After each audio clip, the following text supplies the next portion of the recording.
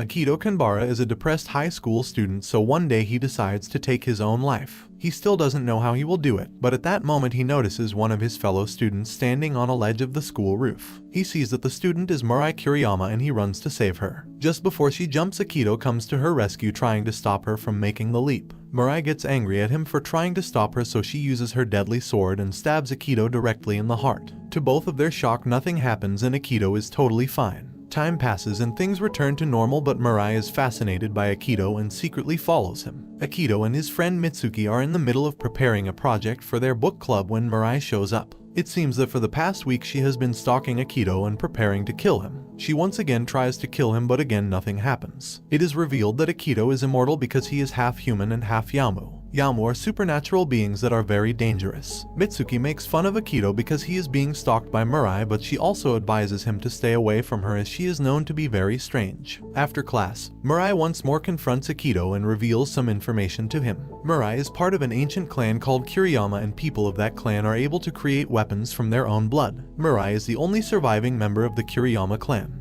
She then once more chases after Akito to attack him, and their chase takes them to a nearby classroom where suddenly a Yamu creature crashes through the window. They both get scared, but at that moment, Shizuku Ninomiya, who is a famous spirit world warrior, shows up and deals with the Yamu. Shizuku goes after the Yamu and chases it out of the school. Afterwards, Mirai and Akito go to dinner, and there Mirai learns that she has been using Akito as practice for her battle training. Elsewhere, Shizuku manages to kill the Yamu and takes a mysterious stone from its core. The next day at school, Akito once more talks to Mirai and learns that she had been attacked by a Yamu at her house. Mirai also reveals that she hates her abilities and doesn't like killing. Finally understanding her, Akito decides to help her get rid of the Yamu that is haunting her house, and so the two of them go to her house and fight. While fighting the Yamu, Mirai takes the battle outside her house. She chases the Yamu to a playground and there they have a ferocious battle. Mirai finally manages to wound the Yamu, hitting it near its eye. This makes the Yamu retreat, but Mirai keeps going after it. But Mirai finally unleashes her power and uses acid in her blood to attack the Yamu. The Yamu is immobilized, so Mirai finally achieves the courage to kill it. She takes a special glowing stone out of the Yamu's chest. Later, Akito tries to help Mirai with her battle wounds. He even invites her to join his book club, but Mirai refuses and passes out. The following day, both Mirai and Akito take the Yamu stone to sell it, but they are met with a humanoid Yamu called Shindo. Mirai immediately takes out her sword, but Shindo explains that he is an evil,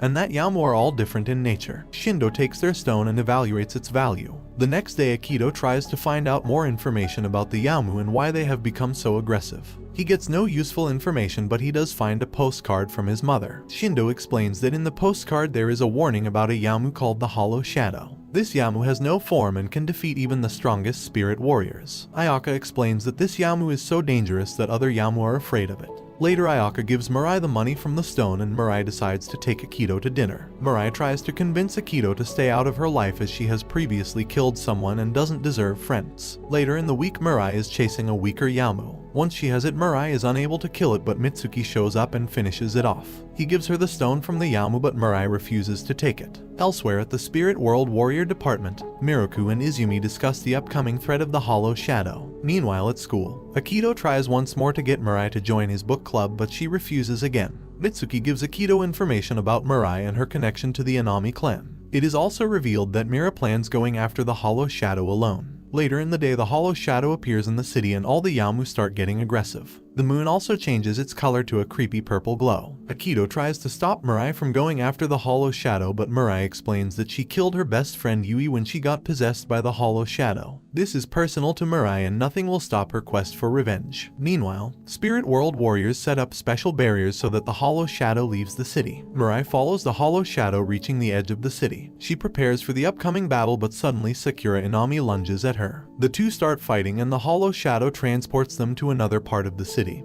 And Akito finally reaches Mirai and stops Sakura's attack. Sakura keeps on attacking, but Mirai and Akito manage to escape through a labyrinth that the Hollow Shadow seemingly created. They arrive at the train yard, but it looks like a twisted replication. The Shadow tries to trap Mirai with an illusion of her friend Yui, but Akito manages to snap Mirai back to reality before the Shadow kills her. The Hollow Shadow then reveals its true form and attacks Mirai. Mirai injects her own corrosive blood into the Shadow and destroys it. Akito and Mirai are returned to their own world. Mirai and Akito talk about their friendship when suddenly weak remains of the Hollow Shadow possess Akito. Akito begs Mirai to inject him with her blood. After she injects him, the shadow leaves his body and Mirai is able to defeat it once and for all. Afterwards, Mirai tries to heal Akito, but the spirit warriors show up and throw him into a cage. They explain that his Yama side has gotten stronger. Then suddenly Akito transforms into a giant monster, and because of his immense power he gets out of the cage. Akito in his Yama form starts creating fireballs that destroy everything nearby. Mirai recognizes herself in Akito and goes to hug him.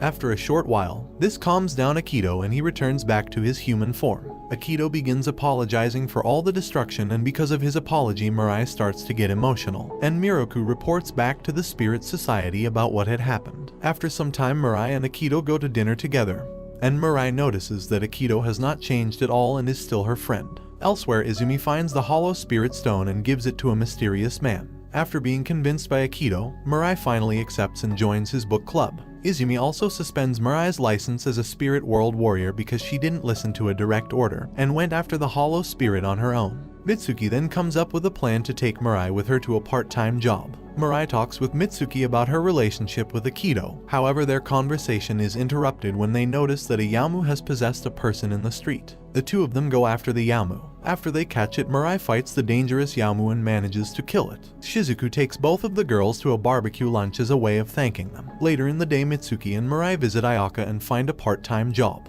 While working, they talk about Akito and his depressive state after transforming into that monstrous Yamu. Mitsuki tries to get Mirai to go to a special festival, but she refuses. After a couple of hours, Mitsuki manages to convince Mirai to go. At night, they go to the festival and there they run into Akito and Hirumi. Afterwards, we see Izumi meet with Mirai in the woods. After some time passes, Mirai finally gets back her license to be a spirit warrior. When she finds out that a special type of Yamu resides on the school roof, she goes after it. Akito runs after Mirai but arrives too late to stop the Yamu from throwing a toxic liquid all over Mirai. Shindo explains to Mirai that this specific Yamu is vulnerable to human girls. So Mitsuki and Akito come up with the idea of using Mitsuki for hunting the Yamu. Their plans fail and the Yamu throws more of the same disgusting liquid onto Mitsuki and escapes. The group takes a week to plan how to defeat the Yamu, and they get valuable intel that the Yamu is also vulnerable to songs. They plan everything and finally they attack it with a special choreographed routine. Unfortunately, the group didn't sing anyone to attack the Yamu, so it explodes and a ton of pink liquid covers everybody. An ordinary book club session is interrupted when Shizuku shows up and informs the group that Mirai's rival called Sakura will be joining their school. Later that day, Akito helps Sakura when he finds her in a battle against a flying Yamu. After the battle, Akito takes her back home to patch her wounds up. The two talk and she tells him that her goal is to kill Mirai because of what she did to her family. It is also revealed that a mysterious man gave Sakura her spear that consumes Yamu stones. Later, Mirai arrives at Akito's house and is shocked to find Sakura there. The two of them meet up at a special location and begin their final battle. Mirai draws Sakura to the sewers and tries to explain her side of the story. Mirai tells Sakura that revenge is not the path in life and that her goal is to live to honor the Inami sisters and their family. Hearing this changes Sakura and she stops the fight. Her spear tries to eat Sakura but Mirai saves her. Sakura admits that she lost her way and that she accepts Mirai's apology, and the two mend their relationship. Izumi and Mitsuki witness the start of a special occurrence called the Calm. This force spreads throughout the city and it is the first stage of something known as Beyond the Boundary. Shindo and Ayaka explain that during the Calm every Yamu becomes weak and this could cause Akito to lose his immortality during the event. It is also revealed that Beyond the Boundary is actually a special Yamu that is beyond powerful. Miroku tells the group that during a special investigation of the Nace family it was revealed that Izumu saved Mirai from being killed by the Inami clan after Yui's death. Akito wakes up while on his train ride home, but Izumi shows up and puts him to sleep. Ayaka decides to watch over Akito while at the shop because he is affected by the Calm. At precisely midnight the Calm begins and the spirit warriors start killing any Yamu they find. Izumi and Shizuku lead the charge and kill many Yamu as they are now vulnerable. Hirumi and Mitsuki continue their investigation regarding the conflict between the Spirit Society and their own clan. Miroku goes to Ayaka's shop and decides to capture Akito and give him to the society. Ayaka uses her Yamu form and attacks Miroku, but Izumi shows up and stops their battle. Mirai runs towards the shop to help Akito, but his Yamu form has awakened. When she arrives at the shop, Mirai discovers that Akito has transformed into his Yamu form. Hiromi and Mitsuki fight a giant Yamu and Izuki goes into battle against Miroku. But after a short conflict, Miroku escapes. Izumi returns to the shop and attacks Akito in his form, but Akito manages to escape too. Hirumi and Mitsuki finally manage to defeat the giant Yamu and go to Akito's apartment. It is revealed that the calm has affected Akito's human side and made it weaker. The group goes into the woods to track down Akito. Izumi tells Mirai that because of the calm, Akito is no longer immortal and she can finally kill him. Izumi explains that after the calm, Akito's Yamu side will most likely take over completely. Mitsuki and Hirumi start to suspect that Izumi is keeping things from them and has ulterior motives. When they confront Izumi, they are warned about the society. Hirumi tries to talk to Mirai and explain that killing Akito might not be the best choice. Hirumi then goes to the Nace family archives and there he discovers something unbelievable. He realizes that Akito's Yamu side is actually the one called Beyond the Boundary. At that moment, Miroku steals the hollow shadow stone from the Nace vault and Mirai finally manages to track down Akito, finding him in a part of the forest that is deserted. Mirai uses all her strength and goes into battle against Akito in his Yamu form. She finally manages to land a killing blow. Mirai is heartbroken and with tears in her eyes she rushes at Akito to finish the battle. After some time, Akito wakes up and he goes back to his apartment. He realizes that Mirai has been watching over him after his Yamu transformation. Mirai and Akito go to their book club like usual, but there it is revealed that Mirai exists in Akito through her blood. Everything that is happening right now is a dream and Akito is actually still not awake after his battle with Mirai. She also explains that her real mission was always to kill the Beyond the Boundary Yamu, but after getting to know Akito she couldn't bear to harm him. Mirai used her blood to draw the Yamu out of Akito and into herself, and after the process was completed she disappeared. Before saying goodbye for the final time, Mirai kisses Akito. The dream then ends and Akito wakes up shocked and saddened as he can't believe that Mirai is gone. 6 months before all of the events happened, it is revealed that Izumi summoned Mirai to the city and brought her to the Nace family. There, the family gave Mirai the order to kill the Beyond the Boundary Yamu. The Nace family wanted Mirai to do this before the Spirit Warriors Society could get to Akito first. It is revealed that from the start Mirai was after Akito. She transferred to his school and her only mission was to kill him. But Mirai grew closer to Akito and started to spend time with him. Izumi warned her to keep her emotions away from the mission. However, as time went on, Mirai started to connect to Akito and understand him and their relationship grew stronger. Izumi was the one who then manipulated Mirai into thinking that the only way to save Akito is to sacrifice herself. And Izumi also unleashed Akito's Yamu form during the calm. Mirai wakes up in a snowy place called Mirror World and moves towards the core of Beyond the Boundary. Akito woke up after being in a coma for 3 months. Hirumi and Mitsuki inform him that he has been separated from his Yamu form, and it is revealed that Mirai sacrificed her own life to make the separation happen. Akito tries to speak to Izumi about Mirai, but Hirumi explains that it is no use. Suddenly, Izumi shows up and explains that she was the one behind Mirai using her cursed blood and sacrificing herself. Later in the day, Akito opens up one of the last emails that Mirai sent to him. In the email, she explains that she was able to accept herself because of him. Miroku theorizes that Beyond the Boundary used its weakened powers and transported itself and Mirai into another dimension. It is also revealed that Beyond the Boundary is now absorbing the supernatural energy from the real world to become even stronger. Miroku, using the special spear, reveals that Beyond the Boundary is now a black sphere that is hovering above the city. These giant creatures now start to absorb all the Yamu that live in the city. The whole city goes into panic and Akito learns that Mirai is still alive and fighting Beyond the Boundary. Akito then uses the stone from Beyond the Boundary and regains some of his powers and goes into the black sphere, where he winds Mirai fighting her battle with Beyond the Boundary. Akito finally reunites with Mirai and the two make their way to the core of the monstrous Yamu. Akito uses his Yamu powers to fight off Beyond the Boundary, who is now sending lethal attacks after him and Mirai.